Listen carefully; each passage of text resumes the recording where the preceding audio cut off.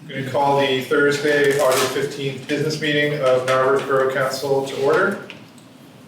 We will proceed with the Pledge of Allegiance. Right there, Mike. Can you do the pledge? Oh, no, you don't. Okay.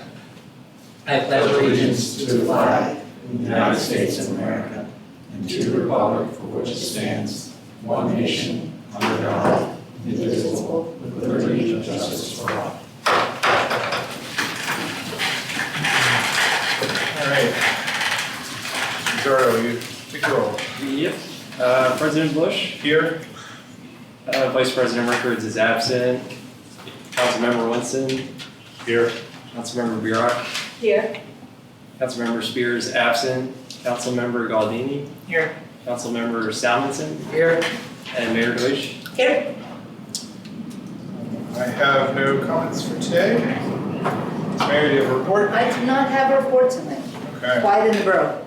That's welcome news as well. Quiet in the borough. Let's move to the committee reports then. Finance Administration. In Mr. Spears' absence, I'd like to bring it to council's attention. You may know that we've been working on reviewing and potentially revising the rules and procedures of council to sort of bring them into conformity with borough code to the extent that it needs to be really, and mostly to clean up some ambiguities, especially related to the use of technology and how that affects Borough and things of that nature.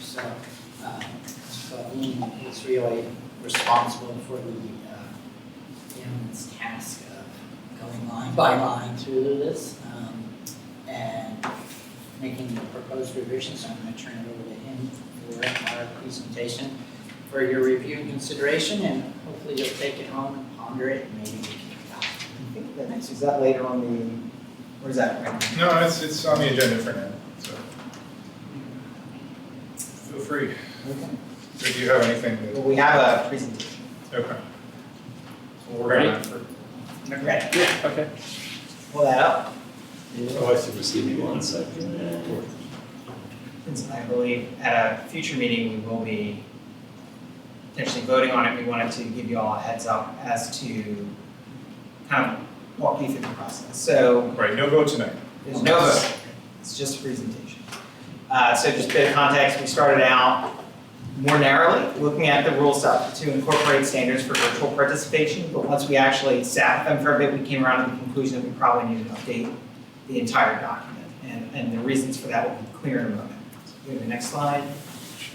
Before we dig into the details, I just wanted to start at a higher level and say what are the manual rules, because we've heard that some folks hadn't actually seen them before.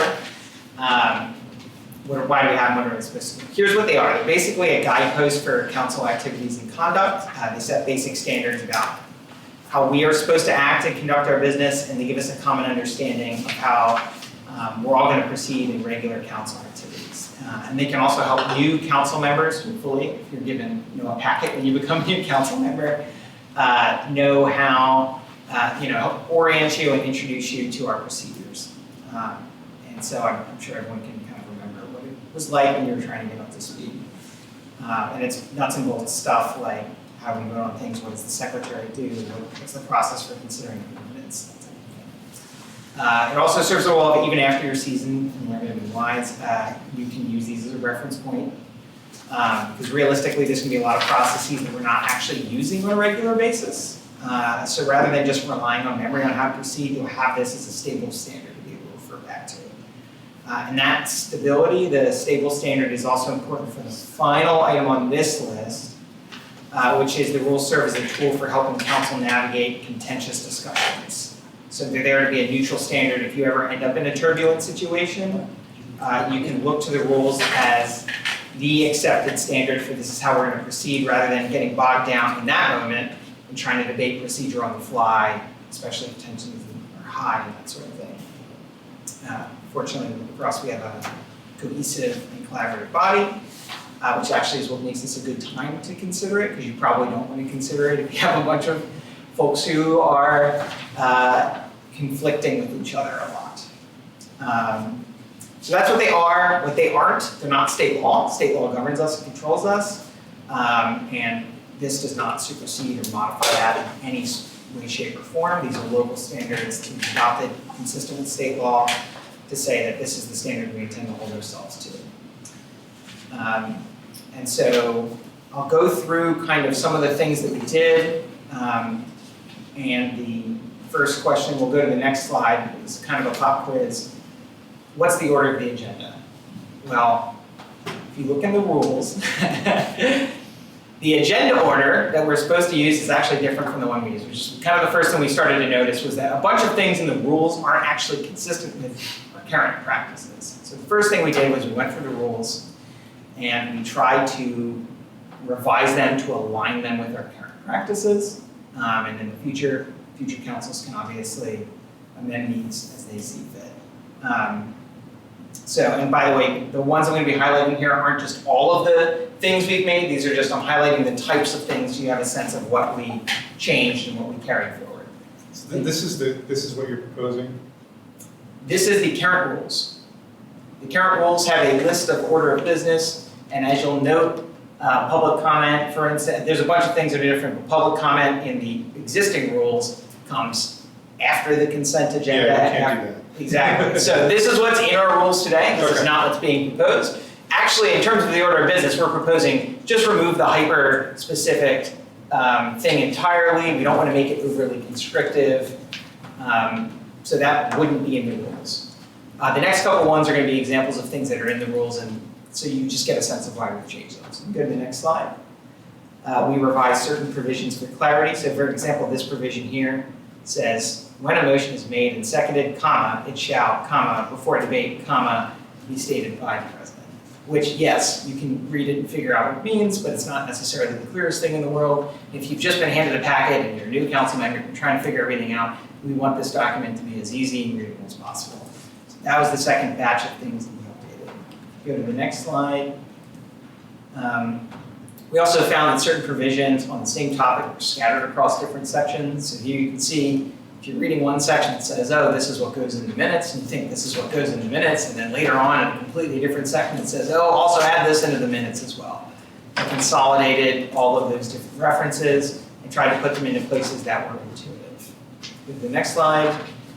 We also filled in a number of gaps in a couple ways. So here you can see, buried at the bottom of the president section, it's a provision that says, hey, if the president and the vice president aren't there to chair the meeting, council will decide who's going to preside for that meeting. And then that's it. So we noticed two things about this. First, it doesn't really say much, so we wanted to provide a little bit of context. And second, it's kind of buried in a section where you wouldn't necessarily look for it. It involves a pretty rare event that we don't really deal with all the time, which to us meant that you probably wouldn't even know that this provision is there if you needed it. So in these sorts of instances, we try to break things out, make it clear what they are, and provide some context to it. Go to the next slide. The other thing, and what we mean by filling in the gaps, was adding procedural detail to rules that were otherwise left vague. And I want to note that we tried not to add unnecessary detail, but the areas in which we did add detail were ones in which we thought they were had the potential to have a lot of tension around them, and therefore the rules might be necessary in those sorts of instances. So here I've provided kind of the most extreme example just to illustrate the point. This provision starts out, council elects the president at the organizational meeting, okay, and then it continues, oh yeah, the president serves at the pleasure of council. And then it just kind of moves on and leaves it there and doesn't say anything else. And we kind of figured that if you're in a situation, in that sort of situation, that seems a moment where you need a stable guidepost. You don't want to be inventing procedure on the fly, so we fill in those sorts of gaps. Go to the next slide. Don't worry, Fred, we're not gonna. I see a lot of pleasure here. This one is taken from a page that's part of the rules that we did propose, in contrast to the other ones, just to highlight some of the ways that we've made changes. So you'll see here we've added summary captions to make it easier for you to find what you're looking at immediately and also to understand the flow of the document. If you go to the next slide, we've broken down bigger provisions into more bite-sized chunks. So you don't have things that are potentially hidden in the middle of a paragraph. We're able to, if you go to the next slide, Most of that just simply involved kind of cleaning things up, clarifying them. But when you're filling in gaps or dealing with vague language, there are a few areas that involve new rules or some sort of change to be aware of, because obviously if you have two people looking at vague language, they might come away with different interpretations of what that means. So trying to translate that, I just wanted to flag these things because when you're taking a look at the rules, even though most of what we've done is trying to translate it, I just want you to be aware that when you're translating vague rules, there may be some sort of interpretation that's involved in that. So the first thing, and this was not vague, this was just we didn't have rules regarding virtual participation for council members, and that was part of our original remit. And I'll mention that in a moment, flagging that. The second one is that the rules previously included specific details about how to run public comment. We felt that those details were better included in the forthcoming communications plan. So we're recommending to relocate them away from this document and into that plan. Though the rules still do have general guidelines for decorum. And the third one is that we added more bones around the committee system, including specifying committee's authority and the president's authority and the like. Some of which was already in there and some of which we just needed to clarify. Most of this should just be reflecting our current practices. We also saw some guidance from the solicitor regarding how state law sees committees, just to make sure that we're on the good side of the Lord when it comes to committees. So we've incorporated all of that. It's pretty basic. There's also a provision based on guidance from the solicitor that allows the committees to meet in fully virtual committee meetings, which we wanted to provide for flexibility given the small size of our committees. And I already flagged this last item a moment ago, but we specified the procedures around election leadership roles. So take a look at that section of the draft as well. So the short version is, actually we'll go to the next slide. This is the biggest gap. We filled relating to setting expectations for virtual participation. Our starting point is that the virtual participation is a good tool, and we wanted to legitimize and standardize its use by council while also setting clear expectations. We also noted that it is supplementary, that virtual participation is a tool to assist us in performing our core duties. It's not in and of itself one of our core duties. So for instance, this specifies the meeting minutes are still the official record of our meetings, not video recordings, though we do have updated rules specifying that we post the recordings online and they're available online for an indefinite period of time, which wasn't in the rules to date. Along with that, we've specified that council members should communicate about planned physical absences, which includes providing a reason for that absence, and the reasons include basically anything you can think of other than, I just didn't feel like walking down the block. So if you're traveling, if you're sick, if you have an emergency, whatever it is, all good. Really the only thing is, I just didn't feel like it today is the only thing that's kind of not covered there. Again, this only applies to council members, does not affect the public's ability to participate virtually. The next one on there, the general principle that the meeting should be chaired by someone in the room. For council meetings, we already have to have physical quorum present, except in some really small instances. So we thought it was cleanest to specify that someone in the room chairs the meeting. But this is for virtual. For council meetings, if the president's participating virtually, then for instance the vice president would chair the meeting. Is this for committees as well? So I'll get to that in a moment. Okay. Yeah. So this is for what I'm describing right now would be for council meetings. If the president's on Zoom, vice president chairs, as happened at last month's meeting. The idea for that being, if you have the chair and the chair is virtual and then they suddenly blip out of existence, you potentially have some procedural, you have to hand it off and then you hand it, and it just kind of creates tension in the meeting. The exception to that, as you noted, is if we have a fully virtual committee meeting, then the committee chair, obviously, everyone's virtual and the committee chair just chairs. But in the committee, of course, there wouldn't be a quorum, but we don't tend to take actions in the committees. Right. So That's But one I of the think things we clarified in the rules as Yeah. well, in conjunction with talking to Mr. Walco, was what you can and can't do in committee without a quorum. Yeah. Is there a provision for people who want, the public who wants to attend a committee meeting, say they don't have access to a computer. If it were a virtual. If it were for Committee virtual. Well, that's Yeah. interesting.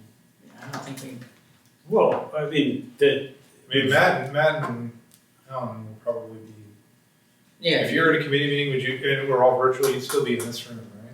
Or you'd be downstairs? All right, let's think about that. That's a good question. Yeah, that's a good question we have. It's not something that I think we I expect think to a committee be meeting used has to be often. open to the public. Yes. So I think Yeah. any committee meeting would have to be open to the public, so, And have to be accessible to. Yeah. but without okay, but there is an alternative, that solves the problem, which is you can call into a Zoom call audio only. That's true. So, We're talking about quorums for committees. Right. But quorum, you do not have to have a physical quorum Right. for a committee. Right. So Well- it would just be if you had, if there's a committee of three, two people there participating electronically, you have a quorum of that. yeah, but that wasn't we're the envisioning, question. I was envisioning a situation where everybody is virtual, and then there's a member of the public who wants to attend the meeting. It's a Right. public There, meeting. So it'd there have to would be- be, there would be someone. All right, so this room would still have the TVs on, and there would be somebody from Borough staff here to manage it, I think is the answer. Yeah. Okay.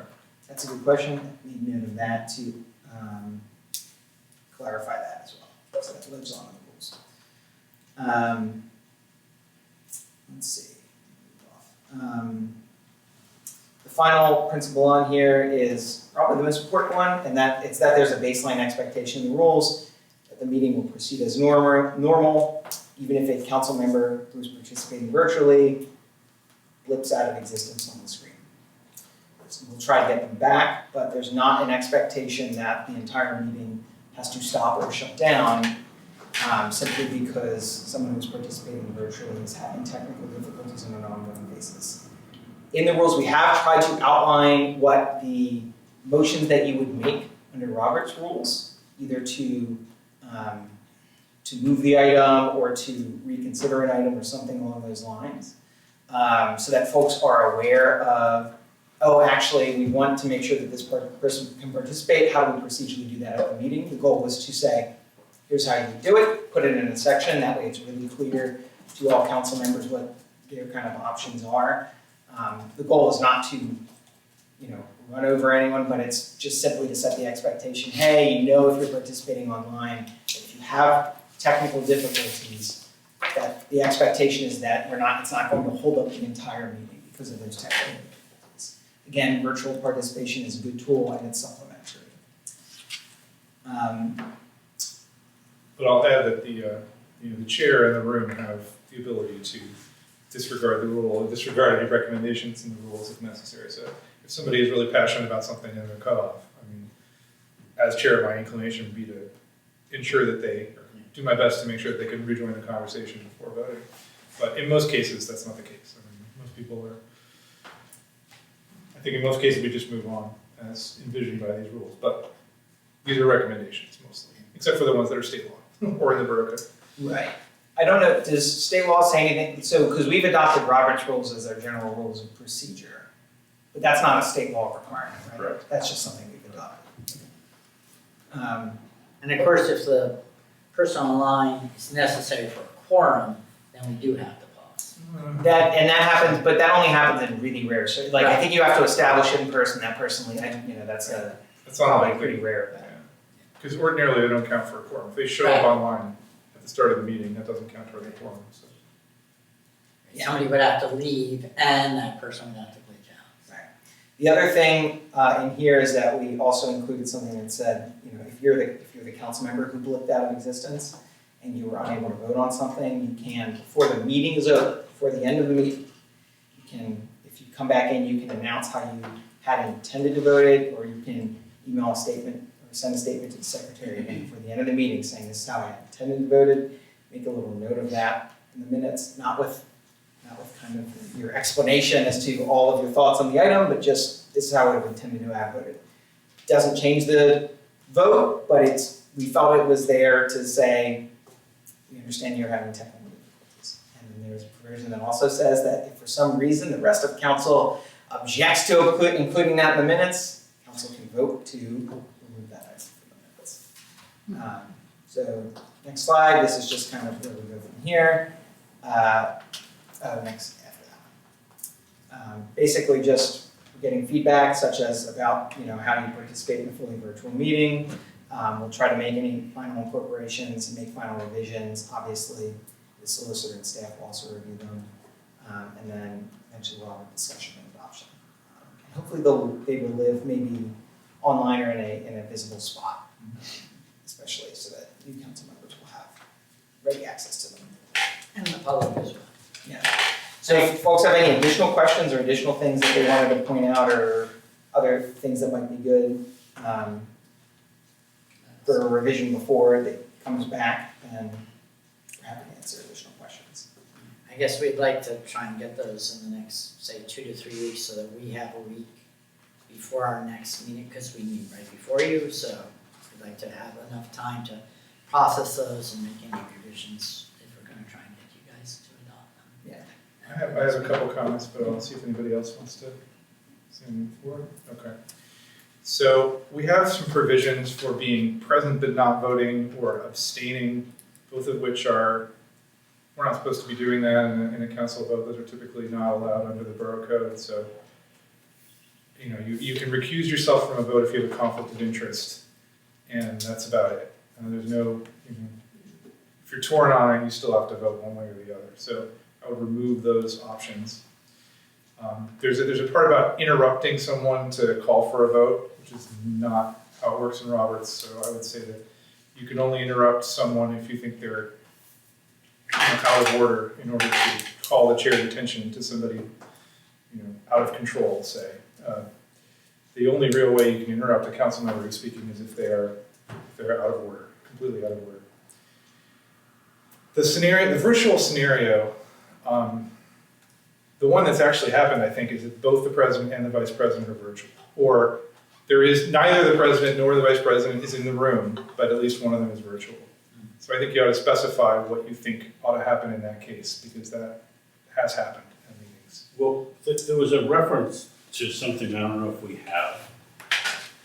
President pro tem? Yeah, and so Yeah. that's the answer as to what happens if both of them are not in the room. So that is already answered in the existing rules, and we've carried that Well, forward. who is the president pro tem? It is It's someone that's both. elected at that meeting for the purpose of chairing. At that moment. Yeah, so it's the first act, We don't have to I think have what would happen is Yeah, the we first don't. action of business would be for council to vote on a president pro tem to manage the meeting. Yeah.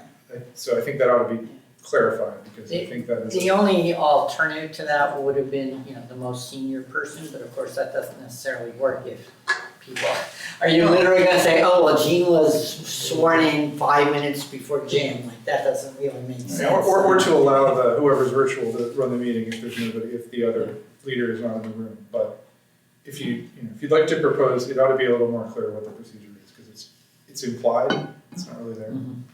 Yeah, we can include that. Some of the other language regarding interruptions, I think we had just moved forward from the old rules, but we'll definitely clarify that as well.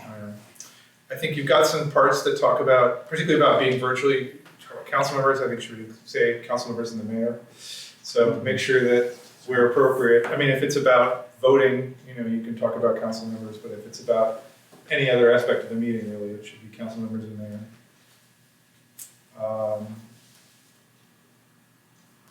Yep. Well, in general, these rules are for your Yeah, body, but yeah, they don't it's really- necessarily apply to my office. Yeah. Well, so I think the question might be like, what happens if you're virtual and you want to veto something? Like or we need you to break a tie. So there has to be, it's for the virtual stuff, we need to figure out how to handle your role virtually. I don't think we need to, everything Okay, else. because, I'm not subject generally to the rules of council. There's sections, both in the existing one and in the future one, that include the mayor insofar as to specify your voting authority, insofar as it specifies your authority that relates to us as a way of raising awareness to us regarding what your authorities are. Okay, But also, if you blip out during a meeting, is the expectation that we blip out. continue. And I think we'd be treated like the rest of councils. So I think mostly it's virtual. Yeah. okay, I understand that. I understand that. And remember, these aren't technically binding, right? So Right. guidance. They're in theory guidance, so Guidance. it's like if you say, hey, I'm not agreeing to that. Yeah, like I don't know We what would can't- happen if you blipped out and you wanted to veto something and we went ahead with it. I guess the veto Don't is. I have, You have good well, time. it- She has time. I She has time, all right, have so that's 10 fine. days, for ordinances, I have 10 days, to sign or veto. All right. Or after 10 days, if it's not, it automatically goes into effect. Or It's more about if the there's a tie, tiebreak. if there's a tie and And you're so blipped if out. we're a tiebreaker, it's a pretty, again, but some of these are for the rare instances Yeah. where, I get it. Perhaps something, you will wait for the mayor if there is a tie. Or we'll call the mayor. Yeah, Yeah. We'll make every effort to contact the theory- mayor through alternate means. Theory, we could get to. I mean, that one's less theoretical. It's- I just want to mention, Michael, even though the three of us discussed it, Michael really did take the laboring oar in the actual draftsmanship of the changes, and spent a huge chunk of time on it, so I really appreciate it. I know Jim does too. He was the primary drafter and he provided comments. I think we all identified the issues together, but Michael really. Yeah, well, the advent of Zoom has really kind of changed the way we do these Yeah. meetings, so it's important for the rules to reflect that. Thanks for spending all the time on this.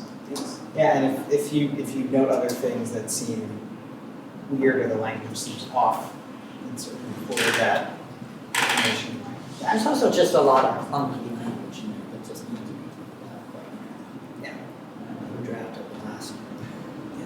Oh, there was one other, and I forgot this because we had just discussed it at the meeting right before this meeting. There was one other provision that was in the existing rules that said,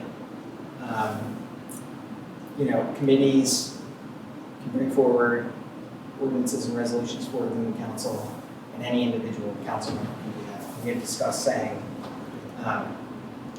it may make sense to say, okay, well, there should be at least 2 council members saying, hey, we want to see this on an agenda, for that item to go on an agenda. With the idea being that if you, again, rare situation, but in a situation where you might have one crazy person who wants to start throwing all sorts of things on, that there is some sort of, you have to find, someone else to put an item on. So that was the other thing that we had just discussed a little bit earlier. It's in it had kind of been flagged a little bit late in the process, so it was in the draft, but I'd forgotten and I wanted to flag that as well. I mean, they could just pass it to the president. The president could be the second person or not. Right. Yeah, I mean, typically, I expect to be seeing these resolutions before they hit an agenda, so. Well, that's right, but I mean, under the, yeah. Yeah, So this was kind of like meant to just be like, are there? I think it was before it would get to you. 2 people have to agree. So then it would become a thing where staff would take time to craft the resolution and then Yeah, Yes. reviewed by the president to be added to the agenda. That was the idea. I mean, things really should go through the committee process, if possible. Right, the current rule actually allows Yeah. a single committee member or a single member of council to Okay. propose a resolution. It just seemed like All right, we should have, if you normally would go through a committee of 3 that Yeah. requires 2 people, then if for some reason it's not appropriate to go through a committee, essentially you're creating the same, door that requires 2 people, because for it to come out of committee, it requires 2 people. okay, So that's it. all right, thanks. Any other, If I may updates? just interrupt for a brief second, I just got a text from someone who's on Zoom saying they're not able to hear the meeting. At all, or they're just having They're really difficulty? having difficulty. Okay, I don't know if there's anything we can do about that. Is it I don't think so. the noise canceling? Yeah. Did you do that, whatever that special audio setting? Yeah, that's why you keep seeing the audio settings popping up on the computers, because I'm trying to address it, but If I we wonder talk, if if we it's talk louder, will that help? Yeah, I bet that will help. Right. If we could, So Okay, they have audio, they just can't hear clearly. it's just muffled, yeah, and the air conditioning's probably not helping. yeah, Yeah, I and think I it's remember the air conditioning being on, so we'll try to speak up and we'll do our best. Okay, any further finance administration? All right, infrastructure? Infrastructure. Get to that page. Okay, so we did meet in July, and we discussed at the time, that was, almost, 3 weeks ago, we discussed the roof reinforcement project, which is now done. Right, and there's an opening ceremony September 6th. September 6th. September 6th. Six is. September 6th. And And there was, some successful fundraising done on that project, including a contribution from the American Legion, which was something that we didn't have before. And a fairly substantial contribution from New York Borough Industrial Development Authority. So that's good. And in addition, the Girl Scouts and the library. Right, I as didn't well. mention Yep. that. Sorry, that was good. So thanks to all of our partners for And then we had an update from Pannoni, Jesse Gormley, about the bridge. I guess we have an approved construction agreement with Amtrak. And the next big step is to get onto Amtrak's, I should talk louder, I'm sorry. The next step is to get on Amtrak's construction schedule. And I think, I'm gonna let Matt say this because I don't wanna say it wrong, but there was some update on the funding. yes, that was, you're stealing my thunder, yes. Would you like me to talk about it now? I had it as part of my manager's report. You can do it later. I mean, I Okay, just- all right. That's why I said I didn't do it. Thank you. And then the other thing is that a road repaving project is going to start in mid-August, but I think, next week. That's now official. And at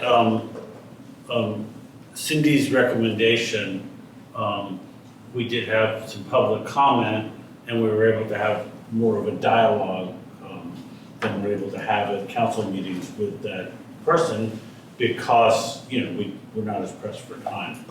So we didn't really, enforce any time limits or whatever, we just, had a dialogue. It's actually pretty rare that we have a member of the public come to an infrastructure committee meeting, so we applaud that attendance, and we attempted to to answer the question to the extent that we could. One of the questions was about the details on on the funding for the bridge, and at the time I don't think we had the final word on that. So, but now there'll be at this meeting there'll be a presentation. That's another plug, boy. Anticipation is everything. And then at our next meeting, we're going to be having a presentation from Pannoni about, help me with the acronym here. Or maybe the stormwater. Oh, yeah, Oh, the PRP. the PRP and the MS4. Yep. MS4, that's what I was looking for. So that will be exciting. Okay, that's it. Okay, Pollution reduction plan and municipal sewer and stormwater regulations. might Separate be sewer. content, I can never remember which is which. Okay, public health and safety. Okay, so we met last week. We discussed the installation of security camera at Narberth Park. There was a lot of vandalism last year, so the idea is to deter the vandalism there at the park facilities.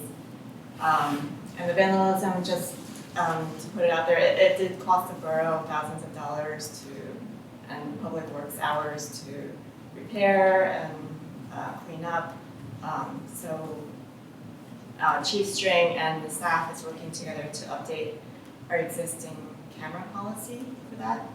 And we do also have an existing camera outside Borough Hall as well. So did you recommend acquiring this camera, or is it still being discussed, the purchase of the camera? That'll be a result of this. Okay, Right, that has not come yet. okay.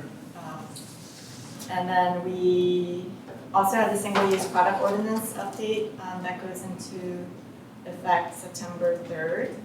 And thank you to our staff and to Ed Ridgway for sending that letter out to the Norfolk Business Association and the business community. And Public Works for getting the signs out on the sidewalks Yeah, I saw one of those big downtown. sandwich boards or whatever. It's very visible. And also, we've been walking door to door to the businesses, handing out the flyers and answering any questions that the business owners had. So that's underway. And then we had a discussion on traffic calming and the stormwater bump outs on Iona. So we did receive cost estimates for that plan. And the plan is in the CIP master inventory list. And so we talked about what the stormwater impact and the traffic calming impact would be, and there was some discussion about how that might be lower than expected at that location for the stormwater. And so there was a discussion around the need for a prioritized list of the stormwater bump out locations throughout the borough. And so we talked about a proposal, putting together a proposal for Pinoni to work together with Public Works to put together that list. And that will come forward through Infrastructure Committee, I believe. Sounds like they're gonna have the MS4 discussion. Is that part of it? Yeah, So the stormwater bump outs are part of our PRP. right. So through the Infrastructure Committee, they're going to talk about a proposal to what it might cost to put a list like that together. And then the approval for that plan would be at the September council meeting. And we also talked about additional parking on Haverford Avenue. So staff brought up the idea of pursuing a plan for installing additional parking from Conway to downtown. And so the committee expressed support for this idea. And then for the mainline greenway, implementation is expected in the fall. And we also had a report from the Shade Tree Commission from Rick Traley's, and tree planting orders are due September 10th. And planting is scheduled for November 16th. And they asked for Public Works help for pickup and delivery of the trees, and requested office assistance with the mailing list, and they requested Borough assistance from the office and Public Works and collaboration with the code enforcement for a winter pruning event, which would basically help residents figure out how to prune trees in a healthy way without damaging them, and also comply with the code that we have in place for sidewalk obstructions. And that was it for public health and safety. So they're talking about doing like a workshop in the library building, or is this like an outdoor, we're gonna walk along Windsor pruning trees? I don't know. They're gathering their volunteers, and I think they're just kind of, I'm not sure exactly what the setup will be, but they will be out and about in the borough. So the idea is like some people are getting citations for obstructing the sidewalk or having an overhang or whatever. And so the immediate response is, oh, let me cut off the obstruction. It may not be the appropriate time to do that. Like it's better to do that in the fall or in the spring rather than in the middle of summer, because it will actually harm the trees. So the idea is to educate, to say, okay, you had this obstruction, here's your citation. You don't have to take care of it right away. It would be better to do in the fall.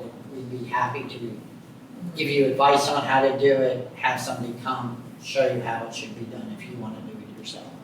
Potentially, members of the Trade Industry Commission might actually be willing to do minor prunings, not major prunings.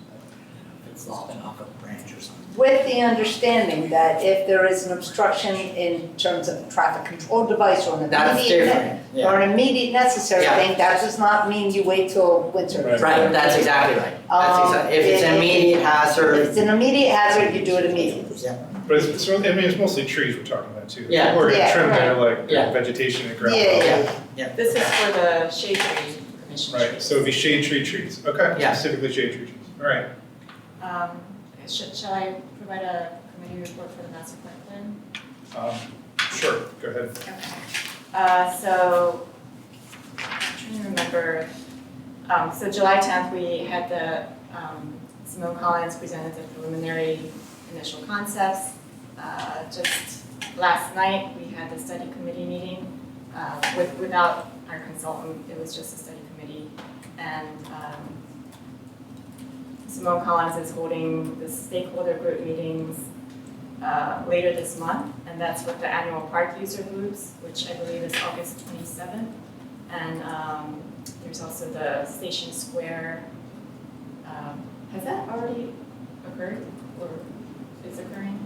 I'm not sure about the date for that. And then the parents and young families. Well, they already met with the Station Circle folks. Okay. Yeah. Okay. That was last week. Okay. Yeah. And then the survey remains open until September. And the study committee also talked about doing a First Friday event for September, just to do an extra outreach to the community, because we felt there's a lot of things that happened over the summer. People are away in the summer. It would be nice to just do that extra outreach in the beginning of September when everybody comes back, and just to get those preliminary ideas out there, get people engaged, and hopefully get people to show up to the October public meeting. It's gonna be a busy day if they do it on the 6th. Yeah, there's a lot going on. So the public meeting is October 9th, and that's when Simone Collins will present their refined concepts, and then November, they'll present their draft recommendations to Northern Planning Commission, and December, the draft plan presentation will be presented to council. All right. And also, as council liaison, if council members have any feedback that they'd like to share, please, send it to me, and I can make sure Simone Collins receives it. Okay. I just wanted to note too that the updated schedule is in the packet and it's posted online, because everything got shifted back about a month. It's a lot more time to digest the key person interviews, to prepare for the public meeting and make sure we have our final concept ideas for that meeting. Right, so yeah, I just wanted to reiterate that the study committee did push the dates a little bit further out, just to make sure we can capture all of that community feedback. I had a technical question about the handout. I know there was a bunch of blank pages after the schedule. Were they meant to be blank, or was it a problem with my computer? I that was probably in there. What do you mean it's blind? On the schedule that was posted, I think there was just some blank pages after the schedule. I'm not aware of the blank pages, but I'll look into it. Okay, it's just, sometimes it doesn't work, and there was something on that page that I was supposed to see. Yeah, I think it was just a schedule. Great, that's what I thought. Okay. But it's all on the Narberth Borough website under the information and projects page. Okay. And it's also in the meeting packet for this meeting. Right. Yes. Okay, that's it for committee reports. I think maybe in the future, we might want to put the manager's report with the committee reports for other meetings, just to have all the kind of updates at one time, rather than having the manager report at the very end, and we're all exhausted. Well, we used to have the committee reports at the end, so everything was at the end. Since we moved those, we may perhaps want to move the manager's report. But in any case, right now, we're gonna move on to public comment. So for this meeting, it will be limited to 3 minutes. I'll just ask you to state your name and your address before beginning your comment. So anybody in the room wish to make a public comment? Is this when I go? Nope, you're up next. You're on the That's presentation item. Okay. Okay. Does anybody online wish to make a public comment? Please raise your hand or otherwise make yourself known to. Seeing anything? Okay. So since we're not seeing any requests online for public comment, I will close public comment at this time, and we will move on to our presentation item for Oktoberfest 2025. Request, so 2024. Yeah, sorry. 2024, yeah. Right around the corner. I am reading from this. I want to first graciously thank Matt West. Am I seated in the right spot? Is this okay? I think you're good. We can see you, and I Do think you want me everybody to can move? hear you. Do you want me to move, or am I supposed to? I'm learning the process, and thank you for helping me You're addressing navigate. us. That seems like a good spot. So go ahead. So thank you for taking the time to hear me. I by way of introduction, I'm a longtime Narberth resident. Work in Narberth, usually have kids in tow, but there's been a lot of talk at the playgrounds and the pools and just everywhere where I've been about Oktoberfest. So I'm here to request your approval and permission to host it and spearhead Oktoberfest. We're looking at September 21st as the date. And wanted to have the park closed off from 10 a.m. to 11 p.m. The park being from the library to the playground, so not including the ball field, but that would include the gazebo. It would include access to the Girl Scout room for health and to meet code, and the Oktoberfest this year, that as I envisioned, Ed Ridgway was kind to take some time and talk with me about past Oktoberfests. I came in really hot about fundraising, and it's not a huge fundraising event. So this is more me bringing to the table what I hear in the community, and I would love to get your approval to start the process. Even though we've started talking to vendors, but nothing has been.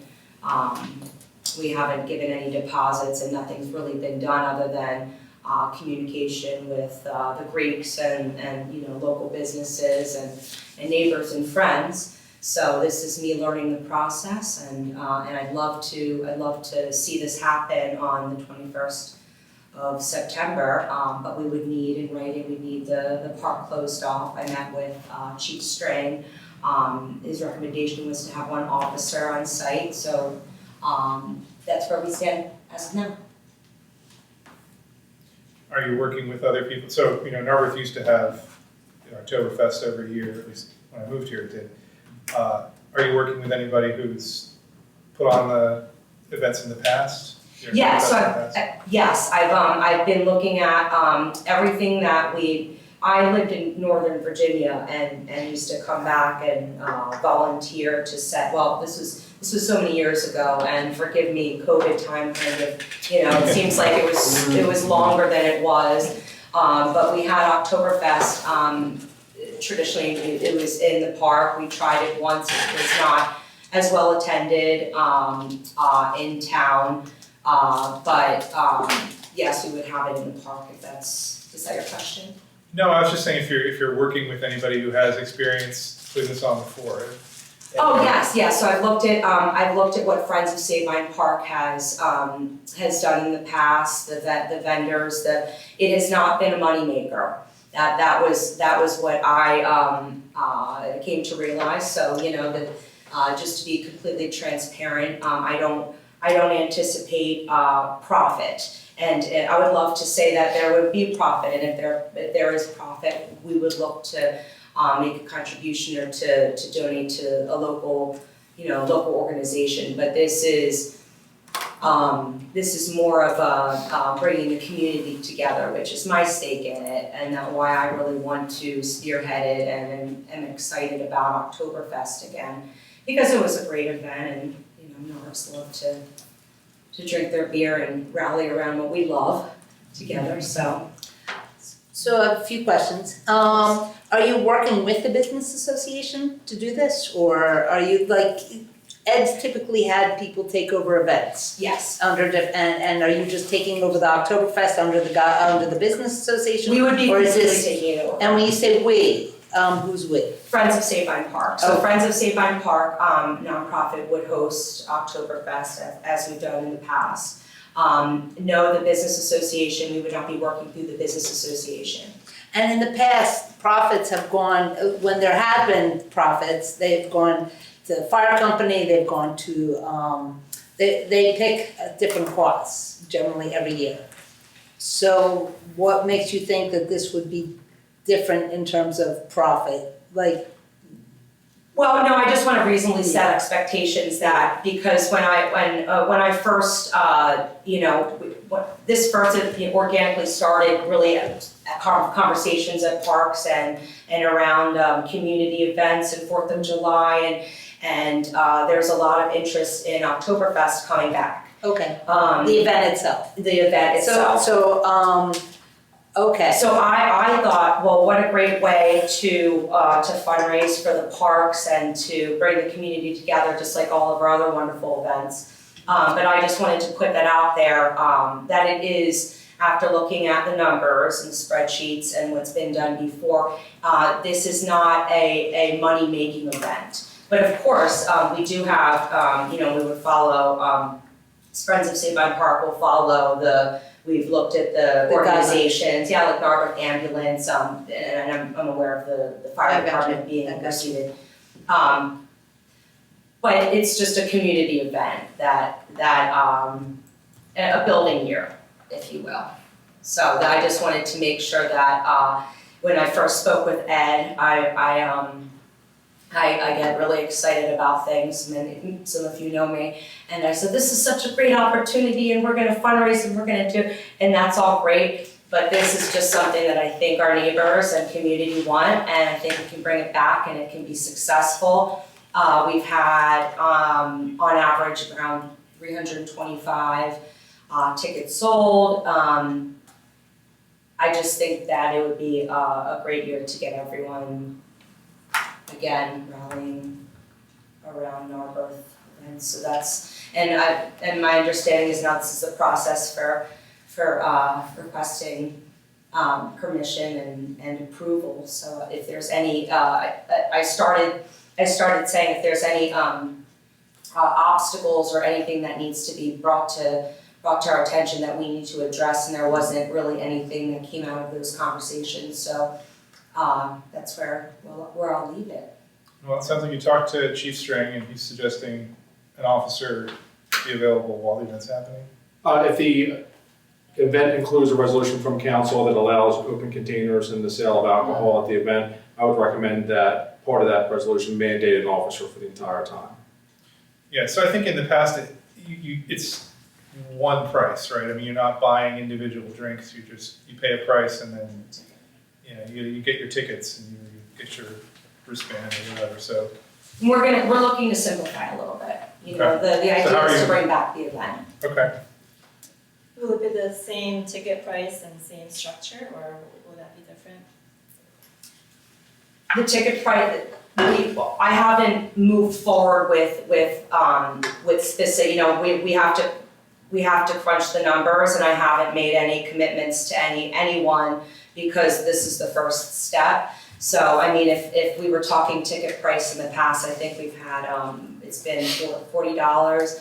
We would like to see a $50 ticket. I would like to see a $50 ticket price. But again, this is just me putting this out. This is the first step, so that depends on the numbers and we wanted to follow the process here. John, can I ask you, just in terms of liquor liability,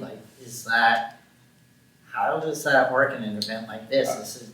Is it our liability? Is Well, it? certainly there would be liability on the borough, and I think it'd be proper to have an agreement in place that requires them to have insurance that covers Dram Shop Act and liquor liability violations. And also indemnification of the borough for any actions. I actually have an agreement that I've used for municipalities in the past to cover that now. That is assuming that there is a vendor, whether it be the Greeks or somebody else that's actually licensed to dispense alcohol. Yes, And this that is there it. are, that you have a ramp certified bartending business restaurant that's doing the pouring for you. It's Absolutely. not the organization that's doing the pouring. Absolutely, no, there would be no serving or touching of the alcohol. It would be through the vendor and we would, we need all of this for the insurance as Yeah. well. And you do have insurance? Yes. As an organization right now, you are a incorporated and That's associated entity. Yeah, I mean, if it's common for municipalities to have this, it's Okay. advised Okay, I to just have the wanna make waivers and agreements in place to cover that, Okay. including the insurance. Okay. I just want to make sure it's not our liquor license, or No. our You're- insurance obligation would be on that entity. They would have their own insurance that would kick in first. If something happens, you would get sued as the landowner. Yeah, of So we need those protections in place. Mr. West, do you see, What do, I can't speak to it, municipalities that have been covered under the agreement, those agreements, how do they get proof of the agreement, proof of the insurance, or are they just, I believe it says upon request, yeah, and again, it's not just your basic insurance, but it's insurance that has some additional Dram Shop Act protection insurance to address any claims that may come out of over serving or. So we probably, driving. just for liability purposes, probably would want to see that. You'd want to see the insurance that would cover the borough for that particular. Okay. Yeah. I assume we're an additional named insured under the For that, policy. correct. Yeah, okay. Yeah, so we met with Ms. Hawkinson last month, and this was our approach to get the date solidified. So the motion later this evening will be to approve the date of September 21st for the event. The next thing that Chief String alluded to, the next thing that we would need to do is pass a resolution. And that would be before we proposed at the September meeting, which is before the 21st, which would include all of those indemnification agreements. Since there's alcohol involved, there's a specific list of things that we need to do that Borough Council will need to pass ahead of the event. Tonight is, yes, we're in favor of the event. September 21st is good. That gives the folks who are organizing the event marching orders that, yep, they can go ahead and plan for this event, and yet we will still have a follow-up motion at the next council meeting to dot the i's and cross the t's. What was also included as a takeaway from that meeting was that Chief String is recommending an officer at the expense of the event also. So that would need to be paid by the event also. and you're agreeable to that? I am, yes, absolutely. Like, do you think you can pull this off in 5 weeks? Well, this is something that has been, I've met with Drew, I talked to Ed a long time, I'm just learning. I didn't want to override any process or procedure, so again, thank you, Mr. Matt West for helping me navigate, and learn, the ropes here. Pull this off, I wouldn't say quite like that, because we have a large body of volunteers. I'm very active in the community. I know a lot of people. I grew up here, work here, my neighbor is, we're talking about the Girl Scouts, maybe. So this is me excited about an event. And I said, we're going to do this, but I want to do it the right way. So that's why I'm here to ask for request approval before we start. But you'll see the advertising and the have it all. 5 weeks is not very long, so good luck. Would you be in a position to commit to, if there was a profit, understanding that you're saying it's not, where that would go prior to the event? Yes, I think so, yeah. Yeah, I think so. We were looking at different organizations, and that's, again, I just want to restate that I'm learning. So if there was, it would be a local, but we were looking at, we talked to Norwood Ambulance, we would want to put that back into the community. I mean, it's a nonprofit. Will there be other vendors there, craft vendors or food vendors, anybody else that's gonna be selling anything? No, and right now, this was the first step. Right. So I didn't want to get into, conversation. There are a lot of people that. Are you planning on having those, if it was approved? No, or we're gonna have, yeah. I think that we'd like to hear a source for whatever profits. I think we'd like you to specify a place that will receive any profits that come out of this. If any of these local nonprofits, Norwood Ambulance, the fire department, you could donate to FOMG, which is the borough's own nonprofit that also works on our green spaces. And a local nonprofit would be fine. I think we'd like to know that the profits are being dedicated to one of these. It will absolutely be to a local nonprofit. To be completely transparent, I was looking at who needs the money, That's and fine. I'll leave it at that. Okay. But Norwood Ambulance is always, we just have the Perfect. but I'm absolutely committed, or the fire department, but that would be, if you'd like to know what the food bank, or, that's what I'm saying, there are so many places where if, and I hope we would make money, but right now it's more of, my focus is, I hope I don't have to take out my credit card, but it is what it is. We totally understand that if there's no profit, there's no donation, but I think we'd like to know that there is going to be a home for that before we approve the overall event. So I guess before the resolution, before we pass any resolution, we want you to commit to a particular nonprofit. So before tonight, before we get the. No, so we're talking about the resolution next month. Yes, So sure. before we approve the event, we'd like to know the.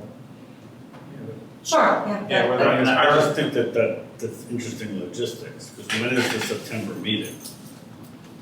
September meeting is a few days before, but presumably we'd have this discussion beforehand and they would tell us, Well, it's just now the concern is that they're gonna have to make contracts with vendors. That's why, yeah. So, but if there's still this possibility that,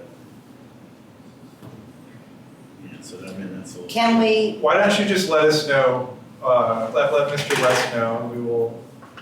And we want to follow whatever the other organizations have been doing, and so whatever timeline, or if you need that information. Well, but they probably would have done it, I mean, nothing against you, because I know you're trying to really make this work. Yeah. But they probably would have done it further in advance, so they didn't get into this dilemma of not having, an official approval before they had to start signing contracts, I have a suggestion.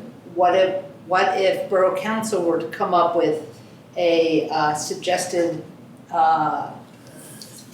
place that they would be comfortable giving the profits to, and That would be let you know? That would be great. That would be work. great. That would be helpful. Okay, Yeah. so we'll come up with a list of several, A list of a few, local a few nonprofits. things. You can pick one. Okay, that sounds good.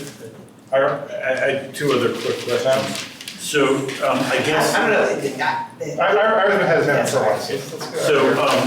So, I guess, my memory of the event is there was a tent. Is that? Or you're thinking when it was in the park, yep, I Yeah. remember. Oh, I'm sorry, I just, it's not gonna be in the park? No, it will be in the park, that's Yeah, it. okay, well, when it was in the Yeah. park, You have those good memories, I have, yeah. there was a tent, and is that your intent is wrong? Yes. Yeah, so that it could potentially occur even if, Thinking about it. so you don't have a backup date?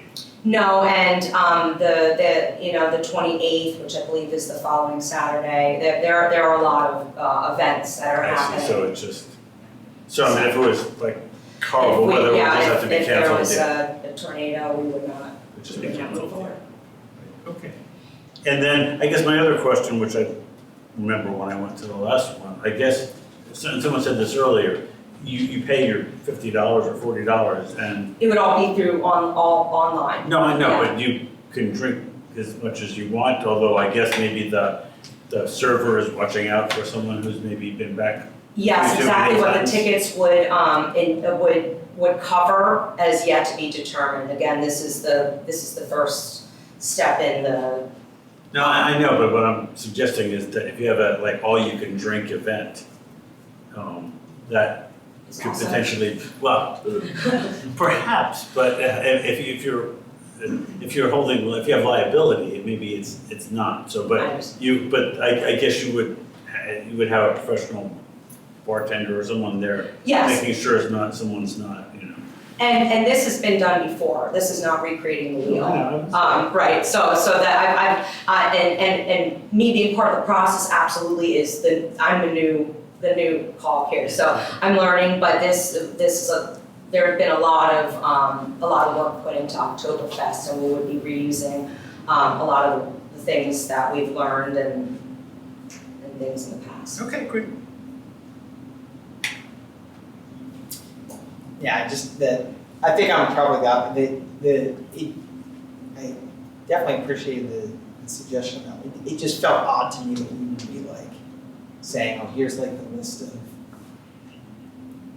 like nonprofits to pick from. So it's probably appropriate because we're the ones who own the land, but I don't know, that part just kind of did feel a little odd.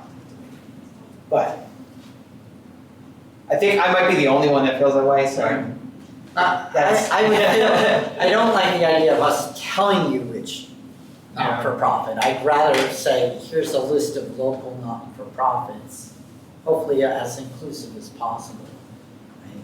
And then allow you to pick from them rather than saying, Most well, we only like definitely. these three, or we only like these two. Like, I don't want to go there. Right? I want to.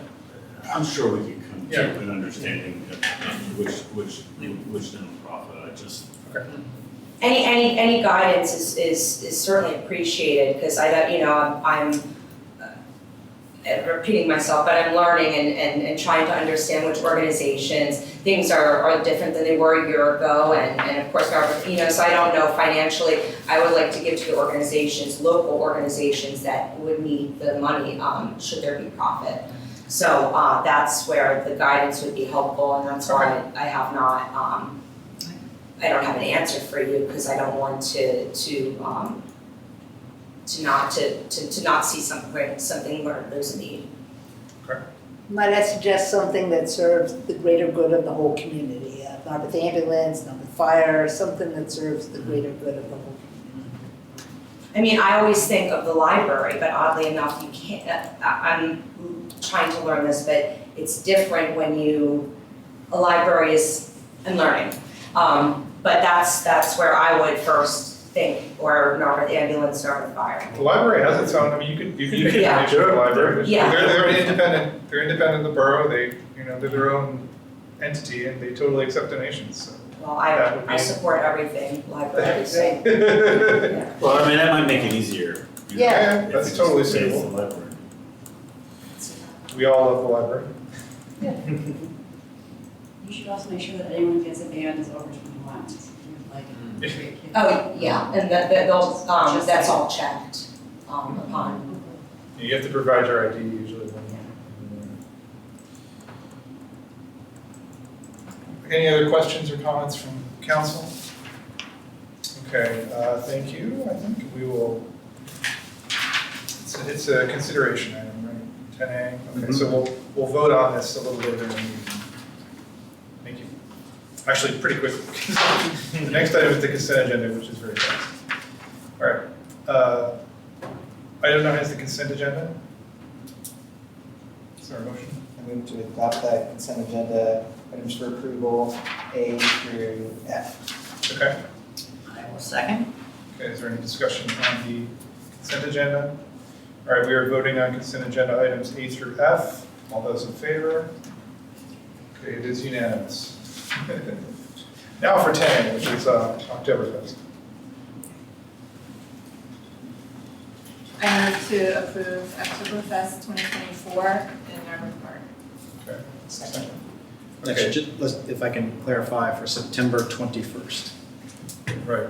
And what we are approving right now is sort of save the date. The date. The final resolution will be next month in September, but we should have the details wrapped up behind the scenes. So I think you can talk to. And contingent upon providing the appropriate insurance Yeah. items that we discussed today. Right. The insurance hinges upon the, Approval. right.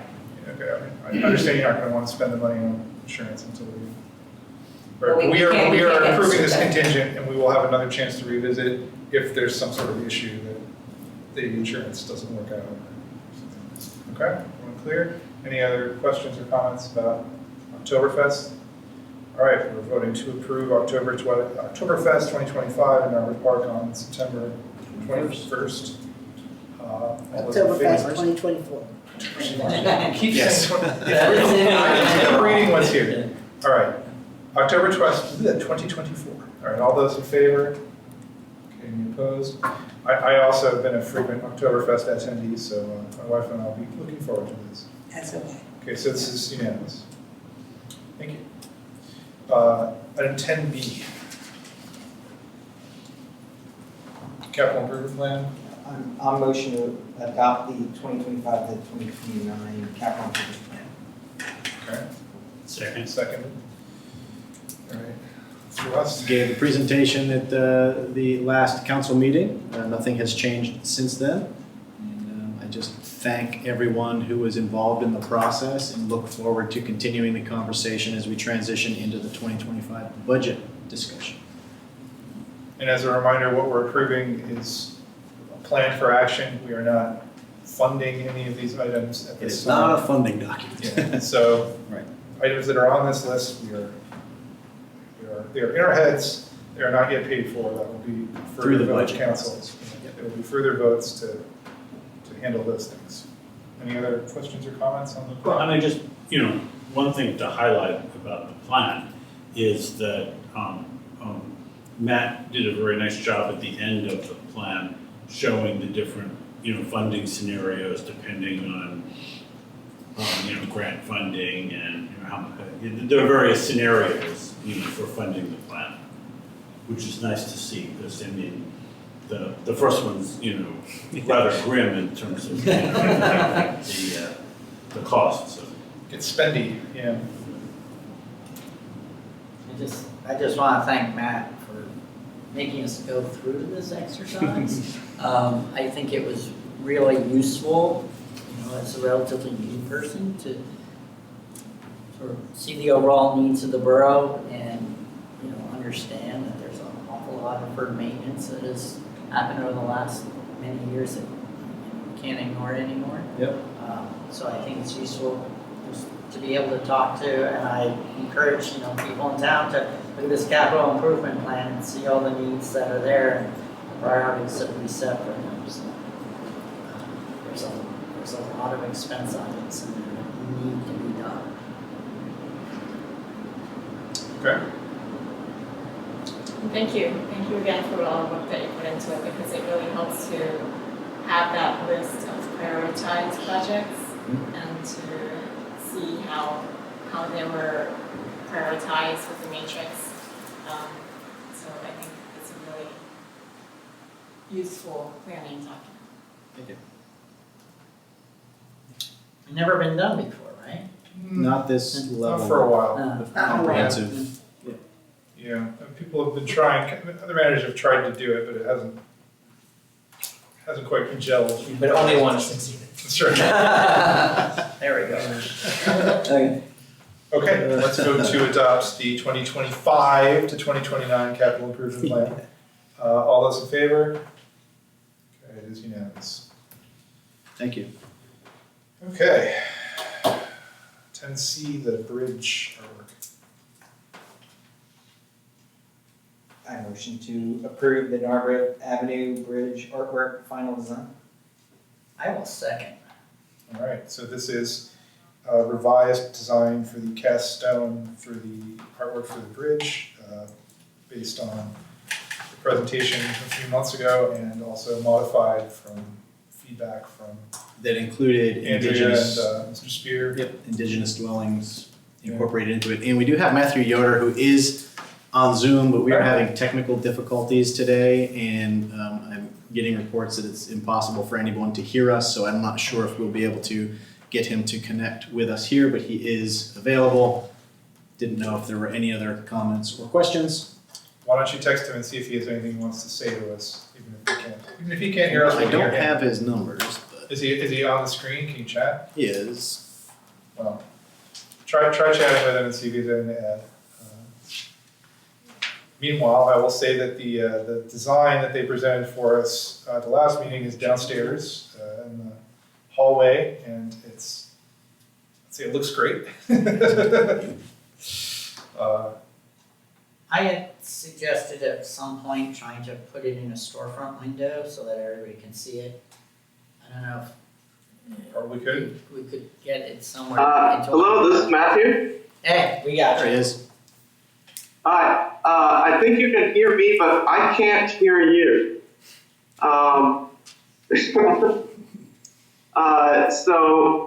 But I just wanted to be here to see if I could field any questions. It is, you would need to speak up directly into the microphone for me to hear you though. So we're, we thought your suggestion to incorporate Native American inhabitants was a good one, and we interpreted that as placing Lenape wigwams in the meadows in our tableau.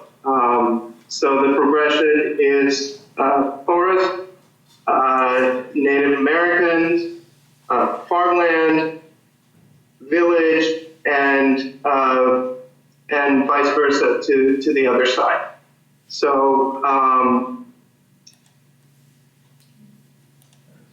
if you have any questions, please let us know. Text see if there's any other changes. If you want to send that in the chat, it's the easiest. The chat feature is not enabled on our Zoom. How to try? Speak up. Are there any other changes?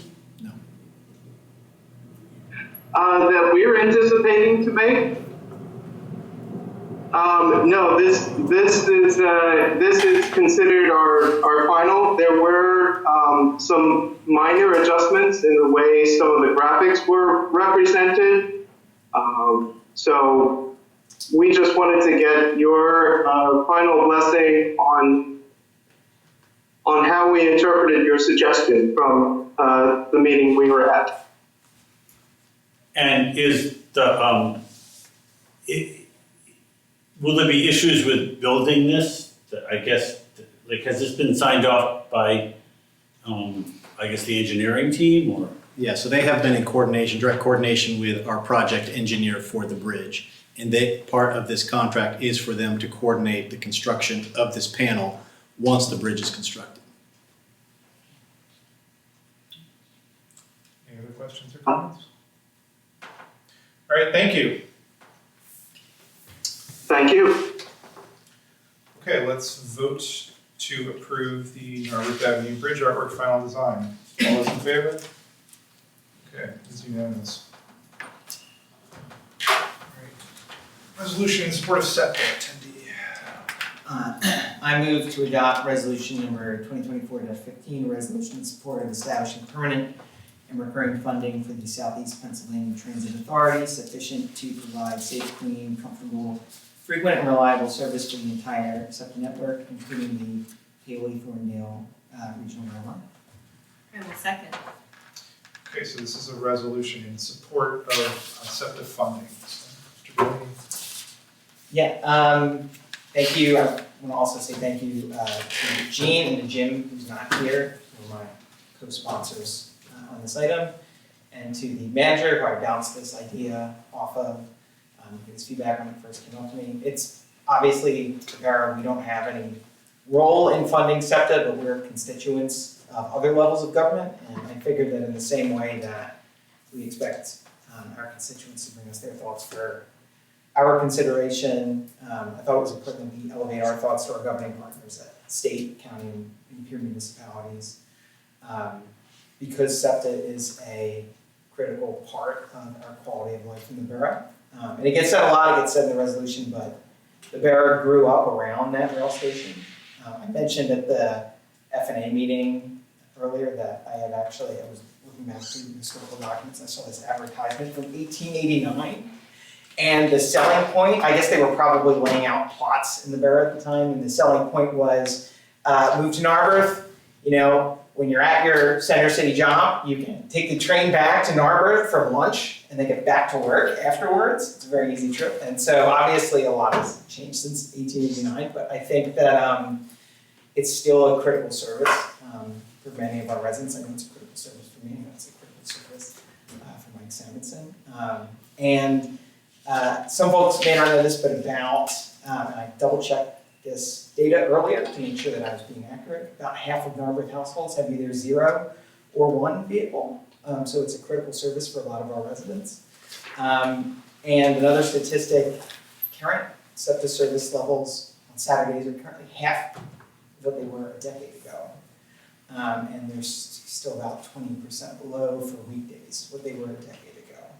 So that's our service right now before the state potentially hits a fiscal cliff in a couple months that SEPTA's approaching. So there's a ways to go before we can kind of hit the reimagining regional rail 15-minute service levels. But you have to start somewhere.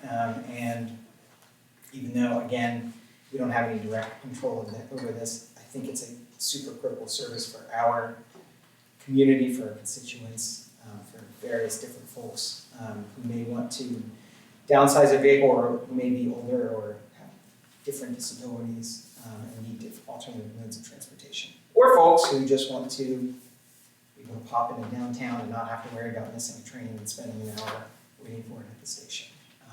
And as we all know, the inverse, we want people to be able to get to downtown Narberth because every person who's able to arrive here on train is one less person who has to take up a parking spot in the vicinity. So anyway, all of that, I think it's going to be kind of critical for this area, and we don't control any of that. We can express those concerns and elevate those to our governing partners. And so that's what this is intended to do. Yeah, SEPTA is currently lobbying the state government for sufficient funds to keep going under current service levels, and they're facing a $200 million shortfall, something really big. Yeah. So, yeah, this is important. Yeah, I don't know if you saw the article, but apparently they're going to be charging for parking. Right, so starting October 29th, I believe, for Narberth, they will start charging $2 a day for the parking lot, which is currently free. They're, on the plus side, they are going to be accepting like e-pay and various things. You don't have to stuff your dollar bills in a slot or something. But, so we got 2 more months. I think once we get closer to that date, we'll announce it to the community to remind people. But yes, they are, it's not just Narberth. I mean, all of the parking lots are once again being charged for starting in September. Ours starts in October. But still free on weekends and holidays, as I guess it always Believe was. so. Yeah, Yes, that's it will continue to be. I also just want to say I appreciate the goal of increasing the frequency of the trains, and because every data shows that the more frequent the trains are, the more the ridership goes up. And I think it aligns really well with what we're doing right now, the active transportation plan. It would be great. As Jean said that, a train came by. That was an Amtrak, that was It's okay, well, I we'll think accept Amtrak. the other issue that's embedded in here, because I'm the accessibility guy, I would say it every time, that station is horrific for anyone with a handicap or disability.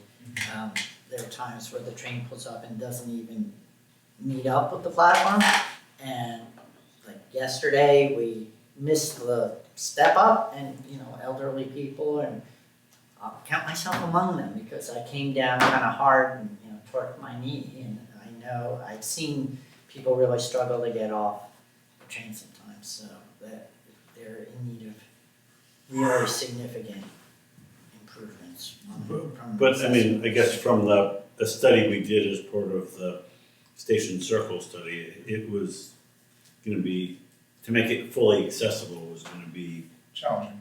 very hard. Yeah. But I think you're saying like even some small improvements would be Yeah, good. yeah, I mean, even if somehow they extended those platforms, so when they miss, like especially wet leaf season, it's hard for them to sort of control exactly where they're stopping, and you've only got these step-up platforms every whatever feet, which of course, somebody in a wheelchair can't even do that. So, and there's no lifts or someone in a wheelchair could not get onto the train, except to provide alternatives. They're not really great alternatives. And that is part of the resolution. Yeah. We look forward to working with SEPTA on Accessibility. accessibility improvements. Okay, let's vote on resolution 2024-15, support of SEPTA. All those in favor? Okay, it is unanimous. Go SEPTA. 10E, roof reinforcement. Motion to approve final payment for the 80 Windsor Avenue roof reinforcement project. Second. Okay, this is the final payment because the final work has been done on the roof reinforcement. Mr. West. Don't have anything further to add, except that there will be one minor project associated with this, as we've discovered that the new system is in conflict with our sprinkler system, and we will need to adjust some of the sprinkler heads' locations in both of the wings. So we're working on those quotes right now and should know more within a month. Okay. And there are, the library is still not, that room is not fully open. They're still moving stuff in. They're still, Their I guess they're gonna move their plan, sprinklers. yeah, there's no issues with the sprinklers in the library that's going to prevent them from opening up. It's the two wings, east and west wings, where we'll need to do some work. And I just spoke to the executive, or the director of the library, and said they are planning on opening up about a week before the ribbon cutting. That's their plan as of today. So that would be like last week of August. Mhm. So, 2 In a weeks. couple weeks. And for the public's understanding, there'll be a ribbon cutting on September 6th, correct? Yep. 10 a.m.? 10 a.m. 10 a.m. 10 a.m.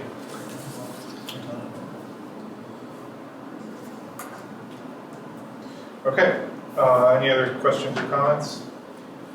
All right, we're going to approve the final payment for the Windsor Avenue roof reinforcement project. All those in favor? Okay, it's unanimous. 10F, office hours. I will move to approve the permanent adjustment of the administrative office hours for public business from 9 a.m. to 3 p.m. All right, is there a second? Second. Okay, this is about the office hours for the borough office. So our working hours are still 8 to 4, and this is something that we have been piloting the past 3 months to help our interrupted workspace to be less interrupted. We've been baking in an hour at the beginning and an hour at the end of our workday. We're not open for public business that enables staff to really get prepared for the day. It's enabled us to have staff meetings uninterrupted, and I would just strongly recommend that council would consider adopting this evening. And you haven't heard any complaints from members of the public about the changed hours? We have not. Council hasn't received any, or Finance and administration recommended we consider this at our meeting, recommended council. Great, I'm seeing some nods. Let's vote to approve the adjustment of the admin office hours for public business to 9 to 3. All those in favor? Okay, it's unanimous. Thank you. 10G, skate park. I move to approve the waiver of the skate park rental application fee. Second. Okay, so this is a request. We have a fee to reserve the skate park. This is a request to waive that fee. Yeah, so our policy currently provides where we can grant waivers for borough nonprofits like Narberth Athletic Association, the basketball leagues, and then there's a provision that says we can also waive it for other nonprofits for different events that they hold. So I kind of feel like this was an appropriate example for council to consider waiving the fee in this case because it's for both Narberth and Lower Merion residents. It's kind of like getting people together. There is a fee charged, but it's mainly to offset the cost of bringing in the instructors for the clinic. So they're asking us to waive the application fee, which is $250. So. Yeah, it sounded like if we include the application fee, then they'd be raising the fee. So basically, all the money is just going to pay for the application for the fees for attending are just going to be used to offset the fees for putting on this event. Yeah, they said if we were going to charge a fee, then they would just up the price per skateboarder. Doesn't sound like they're making a lot of money. They're not. Anybody have an issue with waiving the fee for this nonprofit? It's called Lower Merion Ski. Is that it? We actually had the opportunity to meet them at the last park meeting, and it's a great group of people, and they've really been bringing the community together and trying to hold these clinics to provide a space for kids. And it's a lot of Narberth kids that come to these clinics, and they really enjoy it. We all attended, actually. Okay. All right, so let's vote on approving the waiver of the skate park application fee. All those in favor? Okay, it is unanimous. Alan, can you tell me how many times have we rented the skate park out? Do you know? The whole time that I've been here, one time. Mm-hmm. So one time in about a year and a half. Yeah. Yeah. So maybe that fee should be reduced significantly, like, because if it's only happening like once in a very long while, I think that might be too high a fee. So, Yeah, I mean, I agree, and I think when we go to adopt our fee schedule for next year, we can Yeah. definitely look into that. Okay. Yeah. 10H is the sign ordinance amendments. Can I get a motion? Motion to approve advertisement of the sign ordinance amendment. I will second. Okay. So this is a change to our sign ordinance that has been requested by the development of the former Albrecht's 650 Montgomery. 650 Montgomery, thank you. Mr. Welcome. Just because of some issues that came up with the application of the code when it was interpreted by our code enforcement officer when it applied to that development. There were some quirks and some interpretations that were correct, but not, my understanding, not what the planning commission intended it to be in that way. And my understanding is it was an informal discussion, maybe at a planning commission meeting, that it would be preferred to correct these issues in the code than to have the applicant seek variances, because again, the intent of the code was not really what was in the text. The overall nature of the amendment is to combine what is defined as a band sign into what is a wall sign, which are very similar types of signs, and this would get rid of what is now a band sign and really make it a wall sign. So really that doesn't create a real substantive change, but it does clean it up. It does make slight changes that says that the one wall sign per business, per facade, with an entrance to that building. Corner buildings are subject to a maximum of one wall signs per facade per business, and one wall sign is permitted per apartment building. There are other cleanups and clarifications related to specific wall signs, wall sign construction types, lighting, just to really make clear what the intention would be and make sure that there's no misinterpretation of the codes or application of the codes over the time. So it's really, and to make, there's also, it makes the minimum vertical clearances of 10 feet on marquee signs as well. So not a significant change, but it is a cleanup and it's something that is needed and desired to be done. If approved for advertisement tonight, it would go back to the Planning Commission, Narberth and of the county, for formal review, with the hope that there really wouldn't need to be many additional changes as this ordinance was, again, informally put together by members of the Planning Commission. Okay. Questions from council? I think just for the public's clarification, we're not adopting the changes, we're advertising the changes for adoption. Right, so at the next meeting, there will be a public hearing on this, and then there will be a vote to adopt this. It'll be next meeting, right? Pass this year? I believe there are 30 days. Today's the 15th, right? So there has to be. It's on the 19th. 19. So it has to be. Is any of this impacting their opening, or is that natural? If we don't pass it, it would. I mean, they need No, but to put if up we do some pass signs. it, they have time? I believe so. I mean, I think that, You need 30 days for the Planning Commission. no, he's talking about the business. He's talking about, like, Oh, well, this was, they agreed on the time frame for this, so they're aware of our time frame for passing. Yeah, it's just like, like I've done this before, like, there's some lead time on these signs. I- That's their problem. Yeah, I mean, this is how fast we can go. We can't go faster than this. So. If you wanted to go faster, you could try for a variance, which he doesn't want to do. So, and they still have to schedule that hearing. yeah, that would be a different pain for him. So, but yes, if we vote this down, it's going to be an inconvenience, a serious inconvenience. They won't be able to put up signs, not the way they want to. So we're gonna pass it and they're gonna order the signs. I mean, the planning commission seems to believe that this is, their signs are reasonable, so. But yeah, I mean,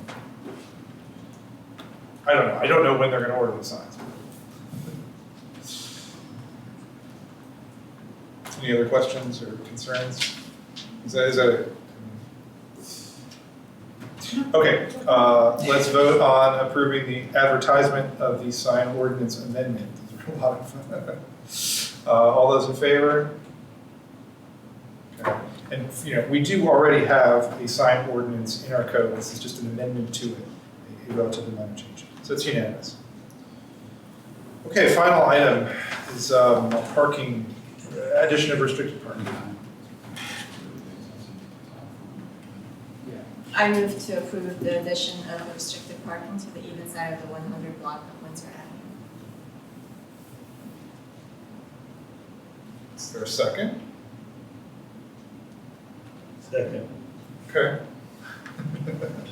So our code, our recently adopted parking changes include a provision where people can petition council to ask for 2-hour parking to be added to their side of the block or removed from their side of the block. So we had a couple of these that we passed last month, and this is a new one. Anything to add? No, this request came in on July 19th by Ms. Lawler, who is in attendance this evening. It doesn't really solve the problem when people park who I still have nowhere to park. Okay. Because if those 4 spots in front of me have people who are parking for 2 hours, I have nowhere to put my cars. Because I'm blocked in by 2 hours. But it doesn't really solve the problem for me.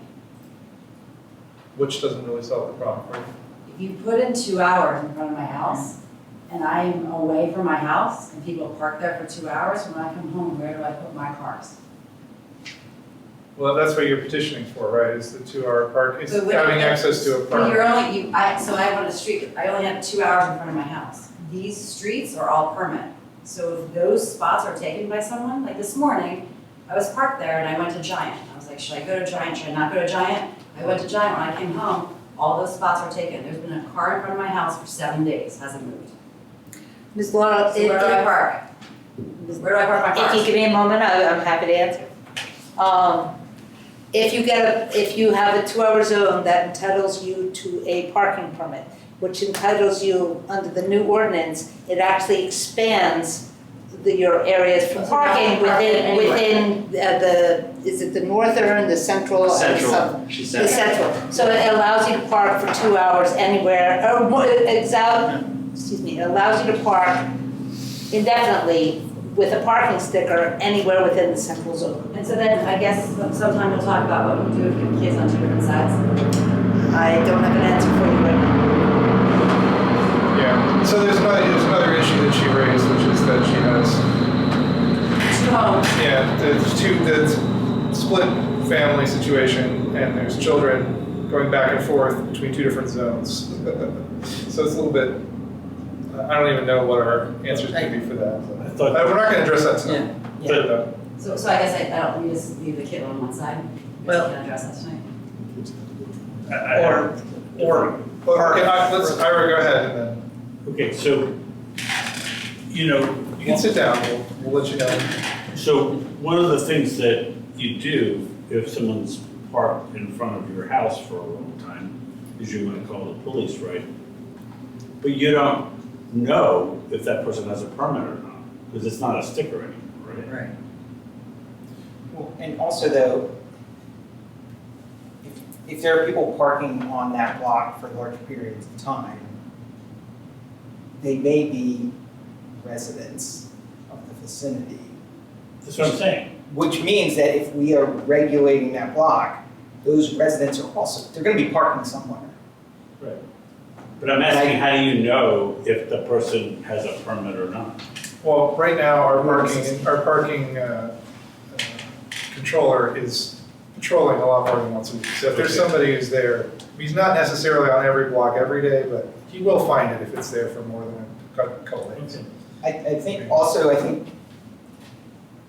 if the idea is that we're trying to fix the problem to get Ms. Lawler a permit, and our solution to that is to regulate an entire block so that she now has the ability to get a permit, I don't think that's the right solution to that problem.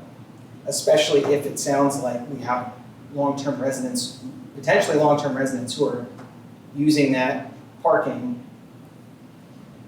who may not also so like the downstream consequence, I guess like the way I sit on this is, I think we're probably in this situation today because my best understanding of the way that this system developed over time was that we had ad hoc decisions about individual blocks over the course of 7 decades, and we have this balkanized policy.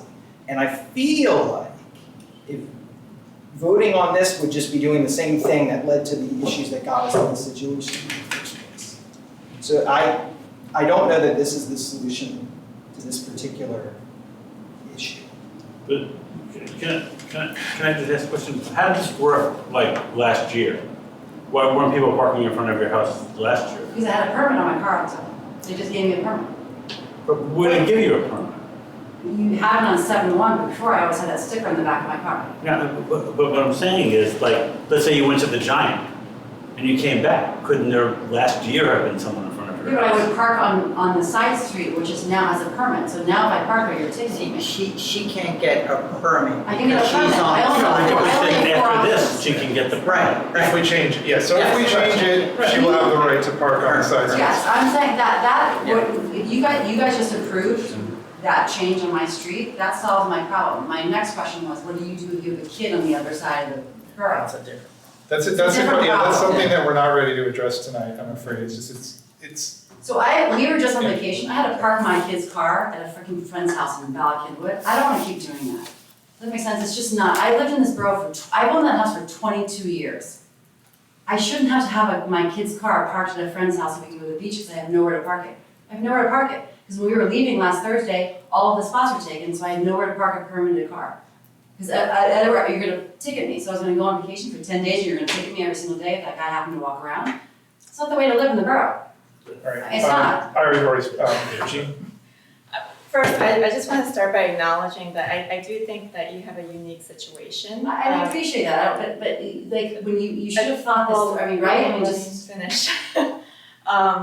And the first thing is that your house is adjacent to downtown. It has restricted parking on most of the nearby streets, which causes an extra high demand on your block. And then there's a very high parking demand on your block. And then the other thing is that you have no off-street parking at your house.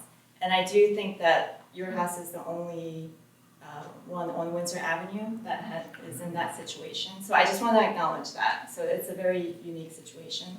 But I can't approve this request for the motion on the table because what it would basically do is Windsor Avenue, right now it functions as a very high demand, valuable public street space.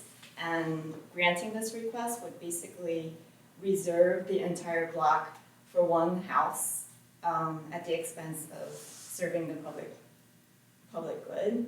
And so I don't believe that makes sense, and I don't think it serves the goal of the residential permit program either.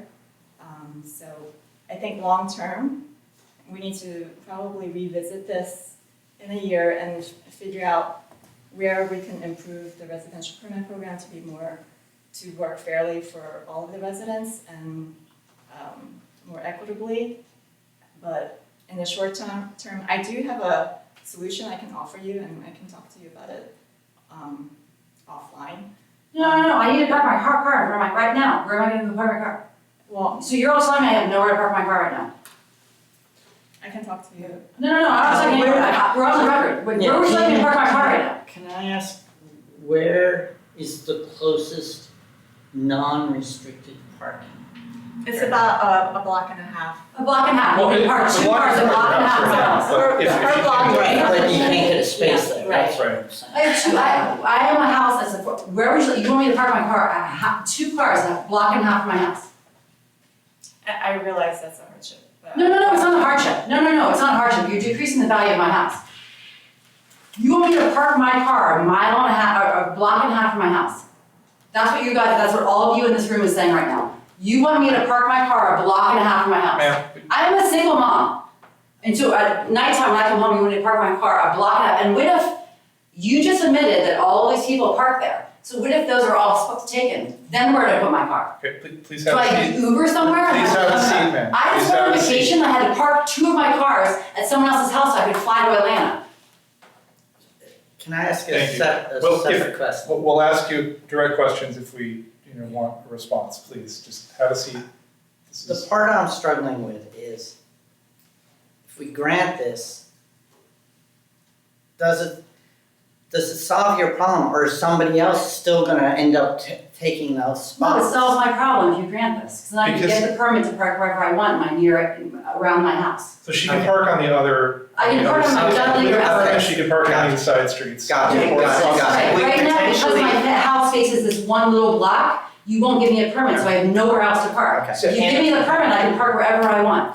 and we've heard that a number of these cars are parked there at The car, I've taken For a pictures period every, of I've time, been out which of my to me house for says 10 that days. Ma'am, There's a ma'am. car in front of my house that's been parked there for, here's another thing. They don't park like, Ma'am, like, please like, have a they, seat. they take like 3 spots, they park where you can't park like 3 cars. They Please- take like 2 spots. We understand. It's been you know, parked this is there an for important issue 10 for you, days, but I take a please picture have a every seat. single day. Please have a seat. Thank you. I understand that this is a difficult issue, and I understand that decades of borough policy making us created a parking permit system that we have today, and I do think that we need to relook at some of the core ways that functions or doesn't function in this case. I do want to just bring up something that is also an uncomfortable dynamic in this, which is it sounds like we have a number of long-term residents potentially that are parked on the street. And so just what I want to say is if we turn this into 2-hour parking, those long-term residents are not going to disappear. We're just going to be continually pushing them to smaller and smaller areas and creating hyper-localized parking problems. So when I looked at it, there were 7 to 8 spots on that block. It looked like could fit there. And the only caution I want to add to this specific item is that if there are truly long-term residents in the vicinity who are parking on there, and they're probably parking in that area because they also don't have access to parking permit programs and thus cannot also park. They're not going to just disappear. We are just going to be making a policy today to push them somewhere else, and then we're going to have them showing up at the next, and what's the bottom of that rabbit hole? And that's why I do think we need to look at the fundamentals of how this system works. And I understand that none of us here created that system from scratch, but it is the system that we've been handed. And I understand that we're currently in the process of implementing some updates that a prior council made that didn't address the fundamental problems of that system, right? That added some procedures and cleaned some things up. And that while we're implementing that, we don't want to come in and in the middle of it be like, we're changing it up all again.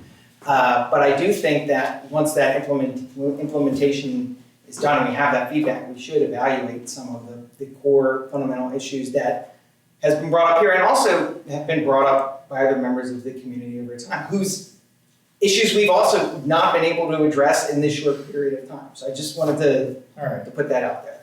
So obviously there's some objection to the proposal to turn the block into 2-hour parking. I will point out that as council, we can allow this resident to have access to parking permits, even if we don't designate the block as 2-hour parking. We could waive the requirement in this particular one case, saying that this is a specific case where You anticipated where I was yeah. gonna go, which is can we just, rather than change what the block is, actually issue a 2-hour parking permit, which would allow you, in theory, to park across the street, right? Whereas Yeah, which is what I mean. If we could do Like, that, doesn't would that address your issue if you could just get a permit? Yeah, because like also right now, what you're saying. No, okay, I is- just, Yeah. testing. I think that's the easier solution, from my perspective, is to just Okay, give a so- waiver and allow her the 2-hour. So can we do that? Yeah, all right. So I think that someone should move to table this particular motion. I motion to table the addition of restricted parking to the east side of the 100 block of Windsor Avenue. Right? Or we can vote it Or down. can we Vote it down and then, Or we can just vote it down. I And mean, then I can we, motion to deny the addition of restricted Well, we'll just call parking a to vote, the east side yeah. of 100 block. if people want, we'll just vote this down and then someone can offer a motion to, right, can we offer a separate motion at this meeting? It doesn't have to be advertised. you can direct me, yeah, or just direct the, you can direct the office to do that. Without Okay. a formal motion. okay. Okay, So we have to vote this one Okay. down, all right? okay. So we're gonna vote on the addition of restricted parking to the even side of the 100 block of Windsor Avenue. Well, hold on. Let's let John Walco, do you have any issues with this? No. Okay. I mean, technically, you should withdraw the prior motion, I believe it was on the table. Well, we're gonna vote it down. We'll just vote it down. Are we still able to take action on it? Just vote no. Okay, we can just. Yes, because we're just directing Okay. the borough manager. All right. So we're gonna move, okay, so the current motion is the addition of restricted parking to the even side of the 100 block of Windsor Avenue. All those in favor? Opposed? Okay, so this motion fails. And it is the will of council that in this case, we allow this resident to acquire a parking permit despite not being on 2 hours. How many? permits? Only 3 in a year, so 2 now, 3 in a year. Okay. As if they are in a 2-hour zone, Yeah. Like any other resident of a 2-hour zone. So according to the rules that are there. Up to 4. Yeah, it's up to 4. You're good. Don't have more kids. Okay. I will have. All right. But I do also ask you to consider, not this meeting, and thank you, but if you have 2 families, we both lived here for 20, we've been divorced Yeah. for 13 years. He lives on Woodside, I live here, and so the kids will go back and forth. And he's also permitted, and I'm here. I understand it's probably unique. Visitor tag. Visitor tag, yeah, so you have a, Is it in the same neighborhood? No, It's no, on it's the north other side and south Okay. side. So there's And it's 15 provisions- minutes, so they come back and yeah. forth. I think we can address that in the parking permit system. yeah, so there's follow something, you and- there's a visitor tag that isn't tied to a particular, the visitor tag is not tied to a particular zone, right? The visitor tag is, yeah, so you can get a visitor tag for the child and it could go between either zone. Okay, and, yeah, you can talk to the office if there's an issue. So, Yep. Okay, Thank you. all right. And I do want to add that this is what we view as a unique case because of the, I believe our standard procedure should be to zone the entire block if there's, 5 residents of the block that all want parking permits, we should just zone their block. It's that this is one house on a very heavily used block that makes it a tricky situation. So I don't think this should be our standard procedure going forward. So it's a long block. Well, no, the zoned standard by house procedure is number? that we get to Yeah, determine as a the body other whether. block, the other houses face the other way I see. or But the standard procedure is not for us parking to spaces. automatically approve it. The standard procedure is for us to determine whether it's appropriate. Right. I would disagree there. That's- I would say that if most of the street wants to do it, we should just allow If it. it were automatic, they would just have to turn in signatures and then it would be automatic. The fact that it comes to us means that we have a discretionary action. Which we just exercised. I'm saying that most of the time, in my opinion, if all the residents on a block want it, or if most of the residents on a block want it, we should follow what they're suggesting. But you can feel free to argue otherwise in the future. That is not a motion on the table, so. All right, thanks everyone. Let's move on to most of the reports are in the packet. Manager has a report. I just have a couple things to highlight. My manager's report is included in the packet. First and foremost, I'd like to introduce the newest member of the administration team, Kelsey Fisher, who has been watching local government in live action. You picked a good meeting. This is a good meeting. Welcome. I would like to bring to council's attention of something that happened yesterday. I emailed council yesterday late afternoon. Just wanted to bring it to the public's attention that we did experience a fuel spill in our public works garage area yesterday morning. Thank you to the public works crew and the borough engineer for their fast action to really contain it so it did not spread into the stream. But long story short, it did require some environmental cleanup, and that bill will be before council. I would guess that the next council meeting, I'm expecting around $6,000 worth of environmental remediation that was required. DEP has been notified. We will be filing the permits or the remediation plans with them as soon as they are submitted to us from the remediation company. The good news, we've waited all meeting, and thank you to Council Member Winston for plugging it early in the meeting. As getting everybody, it's like the Oscar for the best